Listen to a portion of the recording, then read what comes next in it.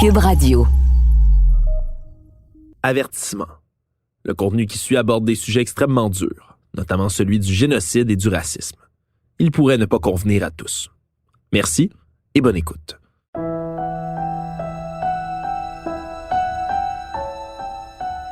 Les autorités guettaient les bouches de métro pour voir qui sortait. Ils cherchaient des hommes, des juifs étrangers.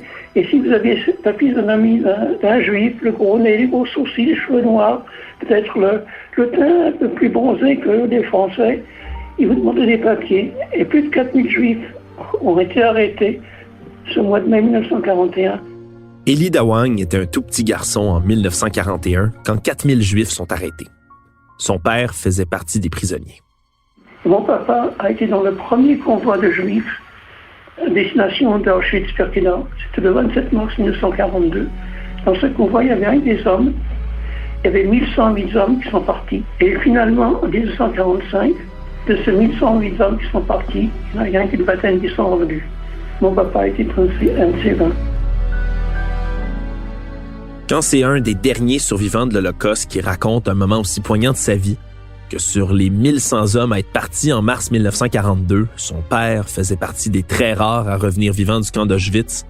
Quand on entend ça, on ne peut pas faire autrement que d'être ému, et aussi de se rappeler de l'importance de cette histoire avec un grand H.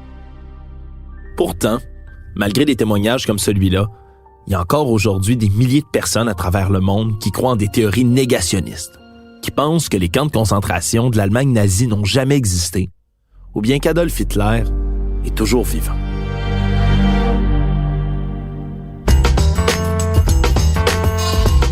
Ici Alexandre Morin-Villouellette et bienvenue à Ce n'est qu'une théorie, un balado qui démystifie justement les théories du complot, les conspirations et les phénomènes occultes, des plus farfelus aux plus crédibles.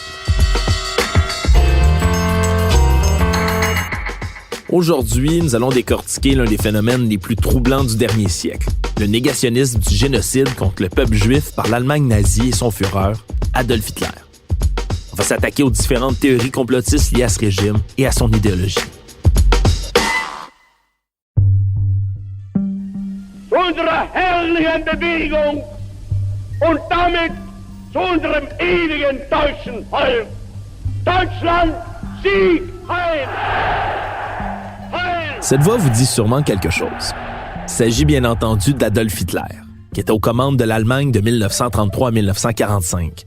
Celui qu'on appelait le Führer dirigeait le Parti national-socialiste, ou nazi en abrégé, et avec ses disciples, il a sans contredit mené les pires atrocités de l'histoire récente de l'humanité. L'État nazi du Troisième Reich a mis à feu et à sang l'Europe en déclenchant la Seconde Guerre mondiale, de 1939 à 1945.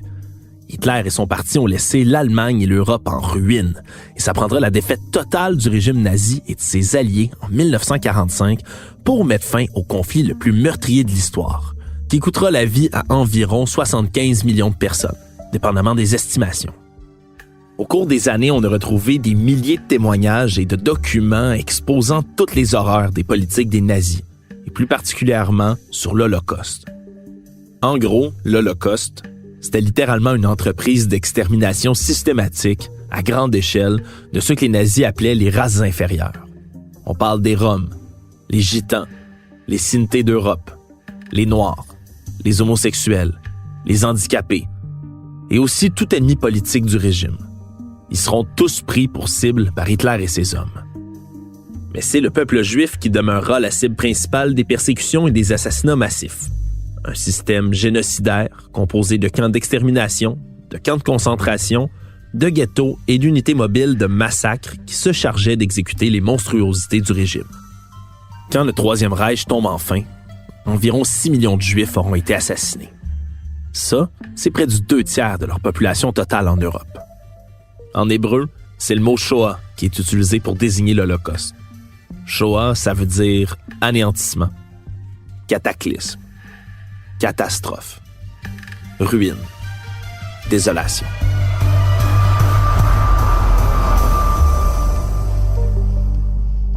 Depuis ces années sombres, il y a des milliers de survivants qui ont pris la parole pour témoigner des atrocités vécues, pour que l'histoire ne se répète plus jamais.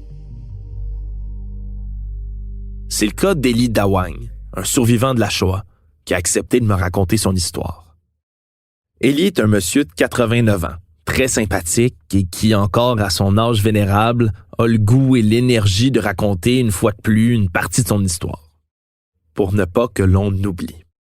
Il est né en 1934 à Paris, en France, de parents juifs lituaniens. La vie d'Élie Dawang, comme celle de bien des gens au pays, va brusquement changer à l'été 1940, alors qu'il a 6 ans.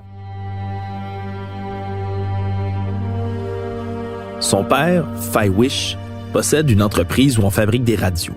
Sa mère, Shaina, s'occupe du petit Élie, lorsqu'un jour, tout bascule.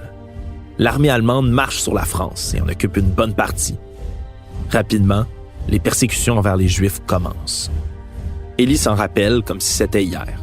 Les premières lois anti-israélites ont été décrétées très tôt pendant l'occupation. C'était à la fin de l'été 1940. Une des premières lois a été que tous les Juifs ont été obligés de se faire recenser. Comme étant Juifs, on a été obligé de passer dans les commissariats de police et toutes les cartes d'identité ont été tamponnés juifs ou juifs si c'était une femme ou un homme, un garçon ou une fille. Élie et sa famille sentent alors que la menace est imminente. Ils savaient qu'ils devaient quitter la zone occupée au plus vite. On était prêts à partir. Mais malheureusement, quelqu'un nous a rapporté aux autorités qu'on avait des faux papiers. On n'a jamais su qui nous a dénoncés, je ne sais pas.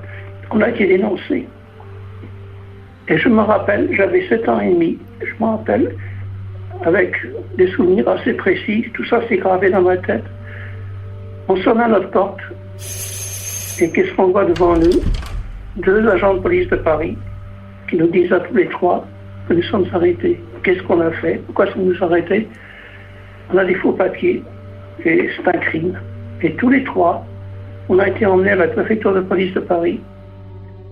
À partir de leur arrestation, les événements s'enchaînent très vite pour Élie. Son père réussit in extremis à le faire sortir de prison pour ensuite le confier à une connaissance. Malheureusement, Fawish et Shaina, ses 2 parents, n'ont pas la même chance. Ils sont déportés peu de temps après dans des convois différents vers Auschwitz, le plus tristement célèbre des camps d'extermination nazis.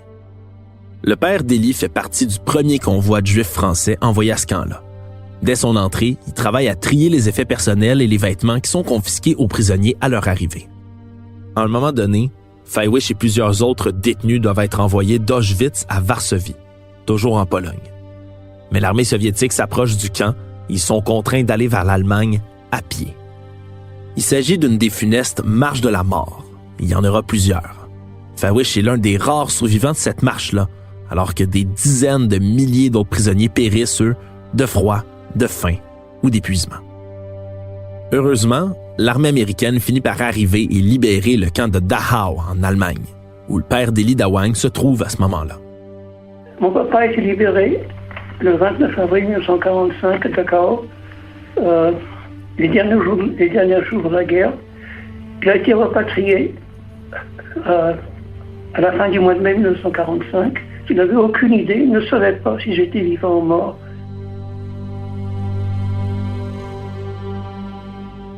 Pendant tout ce temps, le jeune Élie passe le reste de la guerre caché avec une connaissance juive de ses parents. Après avoir échappé de peu une rafle en juillet 1942, ils partent se cacher dans une banlieue de Paris. Et quand leur présence devient trop dangereuse, ils vont se réfugier dans un petit village à 200 km de la capitale, jusqu'à la libération tant attendue de la France. Élie regagne alors Paris, reprend enfin une vie presque normale et retourne même à l'école. Puis un jour, une surprise de taille l'attend. Je me rappelle, j'avais 11 ans à ce temps-là, je me rappelle, la porte de la classe s'ouvre et il y a le directeur d'école qui est là avec un monsieur que je n'ai pas tout à fait reconnu immédiatement. C'est un monsieur qui est très maigre, des cheveux qui commençaient à blanchir. Mon papa avait 40 ans à ce temps-là. Lui, il me cherchait où j'étais assis avec les autres enfants. Moi, je l'ai reconnu finalement. Il a couru, il m'a pris dans ses bras. Et mon papa qui avait 40 ans, un adulte de 40 ans, pleurait. Il pleurait. J'ai jamais vu un homme, un adulte pleurer autant. Et moi aussi, à 11 ans, j'ai commencé à pleurer. Et c'est comme ça que notre vie s'est repartie après la guerre. Qu'il y ait encore aujourd'hui des gens pour remettre en question l'Holocauste, quand de tels témoignages existent, c'est tout simplement incompréhensible. Parce que oui, aujourd'hui encore, il y a des gens qui doutent de l'existence du génocide et même des camps de concentration. C'est ce qu'on appelle le négationnisme.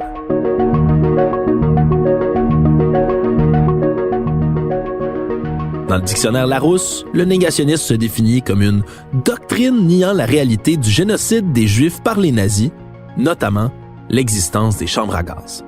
Ça, c'est une des expressions modernes de l'antisémitisme, de la haine des Juifs. Le régime nazi a beau être tombé, l'idéologie haineuse, elle, s'est marginalisée, mais s'est jamais complètement éteinte. Pourtant, régulièrement, des films sont produits, des livres sont publiés qui racontent cette histoire qui a été vécue par des millions de personnes, qui analysent sous toutes les coutures la catastrophe humaine qu'est l'Holocauste. Partout dans le monde, il existe des institutions qui sont dédiées même au sujet. C'est le cas du Musée de l'Holocauste de Montréal, qui s'est donné comme mission de récolter des témoignages, comme ceux d'Élie Dawang, pour sensibiliser les générations futures. Audrey Dicop en est la directrice adjointe. Pour elle, ça fait aucun doute. On ne l'expliquera jamais assez. L'Holocauste, c'est devenu la référence de l'horreur absolue. En fait, l'Holocauste, c'est entrer dans la culture populaire. Même s'il y a des gens qui vous disent qu'ils n'en ont pas entendu parler ou qui ne connaissent pas cette histoire, mais n'empêche que chaque année, il n'y a pas un film qui ne sort pas sur l'Holocauste. Il n'y a pas un livre qui ne sort pas sur l'Holocauste. On en parle quand même très souvent. Mais c'est pas parce qu'on en parle souvent qu'on l'a bien compris. Qu'on l'a bien compris ou qu'on y croit tout court. Parce que malgré l'avalanche de preuves physiques et orales, le négationnisme persiste. Pourtant, des preuves, il y en a des tonnes. Au musée de l'Holocauste, on a à peu près 14 000 objets en collection et 800, presque 900 témoignages enregistrés. Et c'est avec leurs témoignages qu'on est capable, nous, de faire des activités pédagogiques pour les plus jeunes et qu'on pourra pouvoir continuer à raconter leur histoire. 900 témoignages, c'est pas rien. Aujourd'hui, si ce négationnisme peut nous sembler, à nous, complètement odieux, imaginez un peu ce que ça fait à quelqu'un comme Élie Dawang, qui, lui, a perdu presque l'entièreté de sa famille là-bas. Ça me fait très mal. Franchement, c'est quelque chose qui est incompréhensible aujourd'hui. Et ils vont tout faire, ils font tous pour réécrire l'histoire, dénier le fait que 6 millions de Juifs ont été exterminés. Et entre parenthèses, dans les 6 millions de juifs qui ont été exterminés, il y avait presque 1,5 million d'enfants. 1,5 million. Pensez-y.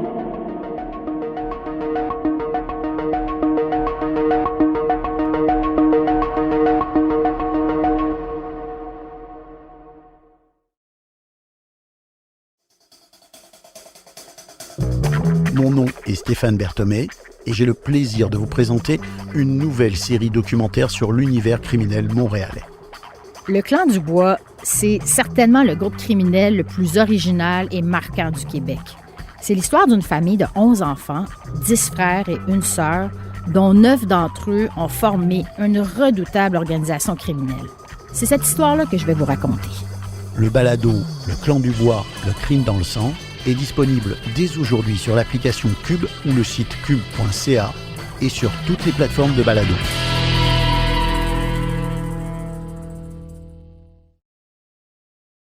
Je trouvais important, par respect pour les victimes dont les traumas sont encore très intenses, de traiter d'abord du négationnisme avant d'aborder toutes les autres idées conspirationnistes entourant les nazis, dont plusieurs peuvent sembler farfelues. Parce que non, la fascination envers les nazis ne se limite pas qu'au négationnisme historique. Loin de là. Beaucoup de théories complotistes entourant le Troisième Reich pullulent encore dans l'espace public. Ils sont souvent alimentés par les courants néo-nazis, mais aussi par des amateurs de phénomènes occultes. Bon, quand on parle de néo-nazisme, on parle de l'ensemble de l'idéologie et des mouvements qui s'apparentent au nazisme historique, mais depuis qu'Hitler n'est plus de ce monde. En gros, on parle de gens qui se caractérisent par un antisémitisme, un anticommunisme, un ultranationalisme, une homophobie, un racisme intense et assumé, ainsi qu'un suprémacisme racial convaincu. Alors d'alimenter des théories qui modifient l'histoire pour disculper les nazis de certains de leurs crimes, ou encore qui atténuent la défaite qu'ils ont subie. Mais ça leur plaît généralement beaucoup. Parmi les théories qui circulent, en voici une qui est tenace et qu'on entend encore régulièrement. Elle est tellement absurde, vu toutes les preuves qui l'invalident, que j'ai senti le besoin de le faire comme une courte fiction, ou encore un mini radio-feuilleton. Place au théâtre.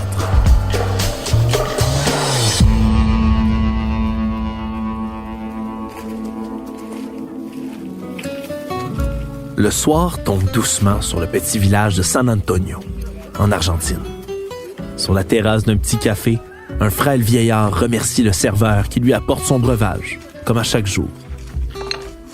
Muchas gracias, Silvio. Il soupire avant d'en avaler une première gorgée. La tête perdue dans ses souvenirs. Que de chemin parcouru pour en arriver là. Ses pensées se portent sur le vieux continent. Une terre qu'il avait juré de dominer. Il était passé si près. Il essuie machinalement le café sur sa lèvre supérieure, à l'endroit où se trouvait, jadis, une courte moustache. Un réflexe dont il n'a jamais été capable de se départir. Malgré tout, le vieillard esquisse un sourire. Après tout, il a tout de même réussi à berner la planète entière quant à son sort. Personne ne peut se douter que l'ex-Führer suprême du Troisième Reich soit toujours vivant. Quelque part en Amérique du Sud.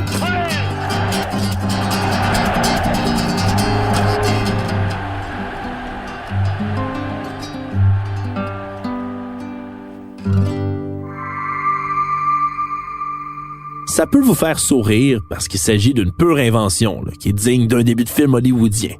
Il n'y a rien de vrai là-dedans. Et pourtant, le mythe selon lequel Adolf Hitler aurait survécu jusqu'à aujourd'hui est, lui, encore bien vivant. De 2015 à 2018, cette lubie-là fait même l'objet d'une série télé sur History Channel, intitulée Hunting Hitler. It's now time to put boots on the ground. Let's do it. Bin Laden, with all our technology, could still disappear, so why can't Hitler? Hunting Hitler.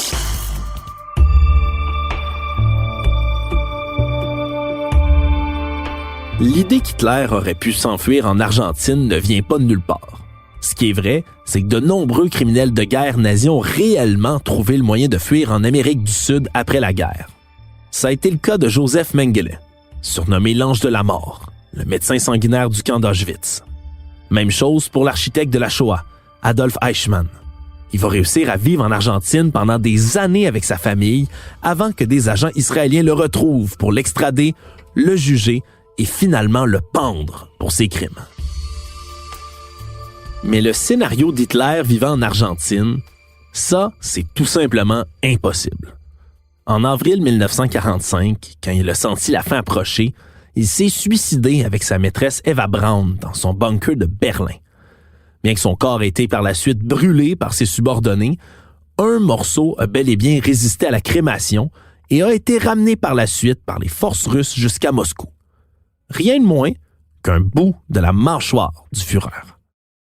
Bien évidemment, le fait que cette preuve ait été jalousement gardée dans les archives secrètes russes depuis ce temps-là a fortement contribué à l'hypothèse selon laquelle le Führer ne serait pas mort. Du moins, jusqu'en 2018, lorsque des scientifiques français ont été autorisés à examiner les derniers restes du dictateur. Les résultats sont sans équivoque. La mâchoire est bien la sienne. Comment sait-on ça? Hitler avait une très mauvaise santé dentaire. Il a souvent visité le dentiste pour remplacer la plupart de ses dents. De par ses dossiers médicaux, encore existants à ce jour, on a pu reconnaître hors de tout doute que cette mandibule était bien la sienne. En plus, Hitler est un végétarien très strict. Les analyses microscopiques ont révélé absolument aucune trace de viande dans ses dents, ce qui aurait été une incohérence majeure.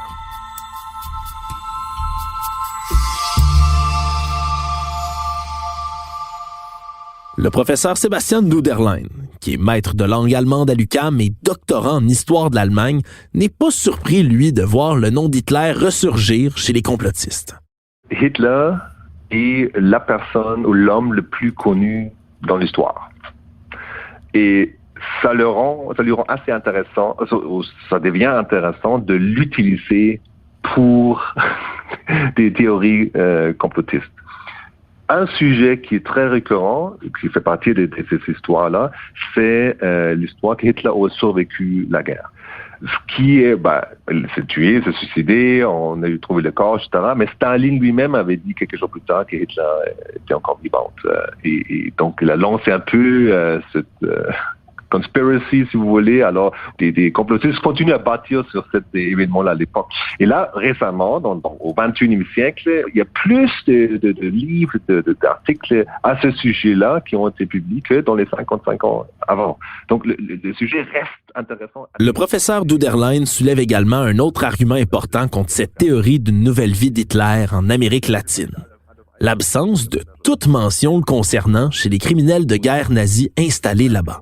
Mais il y a des enregistrements audio où Eichmann et ses amis nazis en Argentine parlent. Puis là, ils parlent de leur fantasie, comment réétablir le national-socialisme en Allemagne, comment retourner en Allemagne, etc. Ils ne parlent jamais de Hitler.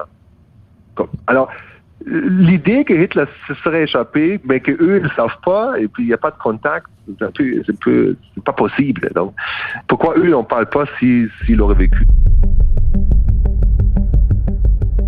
Mais les adeptes du complotisme sont pas à court de cachettes pour le dictateur déchu. Il y a certaines théories qui avancent que les nazis auraient construit, dans le plus grand secret, une base cachée en Antarctique, un ultime refuge pour les exilés du régime. Ou pire, que des scientifiques allemands, déjà à l'époque inventeurs des premiers prototypes de fusées, auraient lancé une expédition sur la Lune.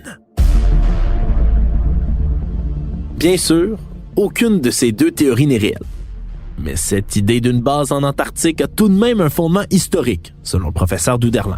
Cette base militaire ou cette cachette, si vous voulez, nazie en Antarctique, mais il y avait évidemment la réalité que les nazis ont fait une expédition en 1939 là-bas, que les nazis auraient réclamé une partie de l'Antarctique. Il y a des photos qui existent, ça c'est vrai, mais écoutez, la base qui a été créée, évidemment, c'est un mythe. Le fait que les nazis seraient cachés là-bas après la guerre, c'est un mythe. Mais des personnes comme la personne la plus connue en Allemagne, Axel Stolz, un biologue, qui lui continue. Moi, jusqu'à 2014, je pense qu'il est mort. Il a continué d'organiser régulièrement des rencontres à Berlin, des rencontres de la Nouvelle Swab, où justement les gens se rencontrent, puis parlent, qui discutent et se montrent entre eux des preuves comme quoi cette base existe bel et bien, ou a bel et bien existé, puis les nazis, dès qu'on nazis seraient échappés là-bas. Mais là, s'ajoutent les ufologues qui se soucoupent. Donc, c'est tout un mélange. Ufologue? Soucoupe volante? Non, vous rêvez pas, c'est bien ce que dit notre expert. Donc, en plus d'une base en Antarctique, on parle ici d'un autre type de théorie sur les nazis. Les Wunderwaffen, les armes miracles.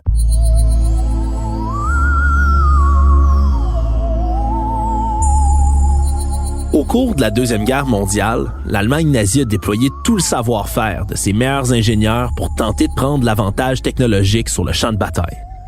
Et les inventions qui en ont émergé à l'époque étaient absolument phénoménales. On peut penser au Messerschmitt Me-262, le tout premier avion de chasse opérationnel à moteur à réaction de l'histoire. Ou encore aux missiles V1 et V2, dont le deuxième modèle jettera les bases de l'exploration spatiale. Au fur et à mesure qu'il devient évident que l'Allemagne va perdre la guerre, le ministère de la propagande nazie se met à vanter ces armes-là comme la solution pour parvenir à l'emporter. Le terme Wunderwaffen, qui veut dire « arme miracle », est utilisé pour les désigner. Sebastian Duderlein. Les Américains ont gardé tous les documents de l'ingénierie allemande dans le but de continuer la fabrication de ces armes-là. Donc, il y a cette idée derrière, les Allemands étaient sur le point de fabriquer. La propagande allemande à l'époque n'arrêtait pas non plus jusqu'à la fin de la guerre de mettre le point là-dessus, qu'on est presque arrivé, on est déjà tellement avancé, on va avoir cette arme mythique, cette arme Wunderwaffe. Je pense que cette mythe a continué à exister jusqu'après la guerre. C'est cette réputation-là qui est exagérée qui a fini par encourager toutes sortes de théories selon lesquelles les nazis auraient en fait conçu des armes et des véhicules ultra futuristes qu'ils n'auraient malheureusement jamais eu le temps de déployer. On pousse encore plus loin en disant que le Troisième Reich aurait secrètement mis au point un genre de soucoupe volante antigravité, baptisée Big Lock, la cloche. Encore une fois, le professeur Duderlein ramène tout ça à la réalité. À notre connaissance, il n'y a pas d'armes futuristes conçues par les nazis. Des idées comme les soucoupes volantes, etc. Ça, c'est basé sur l'imaginaire et sur certaines théories de complot.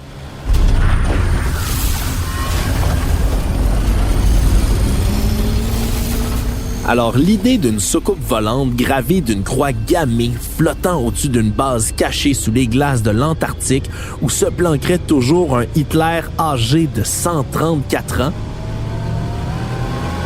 oubliez ça. Encore une fois, certaines de ces théories peuvent sembler absurdes ou même ridicules. Mais les atrocités commises par Hitler et son régime, elles, sont bien réelles. Pourtant, certaines personnes semblent pas comprendre la portée des symboles rattachés à cette sombre période de l'histoire. Durant la pandémie, par exemple, des groupes d'opposants aux mesures sanitaires ont manifesté en portant l'étoile jaune, marque imposée aux Juifs sous l'occupation nazie. C'est un geste qui a profondément renversé Audrey Likop.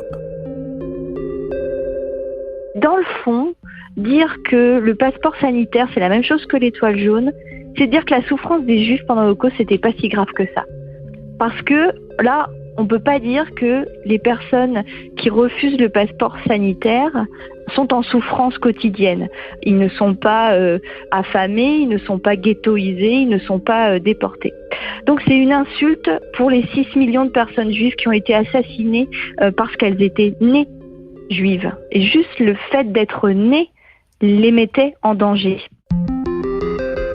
Vous imaginez donc que ça affecte également quelqu'un comme Elie Dawang, à qui on a déjà véritablement imposé ce symbole-là. Porter l'étoile jaune juive, c'est quelque chose de complètement immoral. C'est la preuve de l'importance de l'éducation sur le sujet de l'Holocauste, selon Audrey Likop. Il y a des recherches qui ont été faites et ce qu'il en ressort, c'est que ceux qui ont reçu un enseignement sur l'Holocauste sont plus tolérants et sont plus à l'aise avec la diversité. Et ils sont surtout plus enclins à contester des informations qui sont incorrectes ou biaisées. Ce qu'on peut retenir de tout ça, c'est qu'on ne doit pas, on ne peut pas oublier l'histoire. Parce que les horreurs de la guerre, de l'intolérance et de la haine n'appartiennent pas qu'au passé, malheureusement. L'invasion de l'Ukraine par la Russie en est la preuve, surtout que celle-ci s'est faite encore une fois sous le spectre de la désinformation. Parce que le président russe, Vladimir Poutine, prétend vouloir dénazifier l'Ukraine en l'envahissant. Un prétexte complètement bidon. Comme quoi, qu'elle soit pro-nazi ou anti-nazi, la désinformation n'apporte rien de bon. Et pour le peu de personnes qui peuvent encore se souvenir des horreurs de la Deuxième Guerre mondiale et de l'intolérance, c'est un retour en arrière qui donne froid dans le dos. L'invasion des Russes en Ukraine est pour moi un crime de guerre, un crime contre l'humanité. J'ai jamais conçu de voir en Europe l'invasion, la guerre, encore une fois, éclatée en 2022. Et Poutine et son gouvernement et ses acolytes devraient être jugés et condamnés pour cette action. C'est là l'ironie suprême, de justifier une invasion militaire violente en brandissant le spectre du nazisme. Mais ça démontre encore une fois le référent du mal absolu qui est devenu l'héritage d'Adolf Hitler. Un legs qui n'a pas fini de répandre son influence malsaine. Pour notre part, il est facile de retrouver les sources de nos informations, justement pour en vérifier la crédibilité. Parmi les nombreuses sources consultées pour traiter du sujet d'aujourd'hui, en voici quelques-unes qui pourraient particulièrement vous intéresser. le podcast du British Academy sur les conspirations autour de la mort d'Hitler, le site Popular Mechanic qui parle de la machine antigravité des nazis, le site du Musée de la Tolérance et du Musée de l'Holocauste de Montréal, le livre de Richard Evans, Telling Lies About Hitler, paru en 2001. Hitler, Vérité et légende, de Claude Quettel. Bien entendu, j'aimerais remercier Sébastien Duderlein, Audrey Licop et, du fond du cœur, M. Élie Dawagne, l'un des derniers survivants de l'Holocauste dont le témoignage est des plus précieux. Un énorme merci à Philippe Séguin au montage, à Bastien Gagnon-Lafrance et à Anne-Sophie Carpentier à la réalisation. Ici Alexandre Moranville-Ouellette, merci d'avoir été des nôtres et n'oubliez pas, quand il vous manque des faits ou que vous n'êtes pas certain d'une idée, dites-vous que ce n'est qu'une théorie.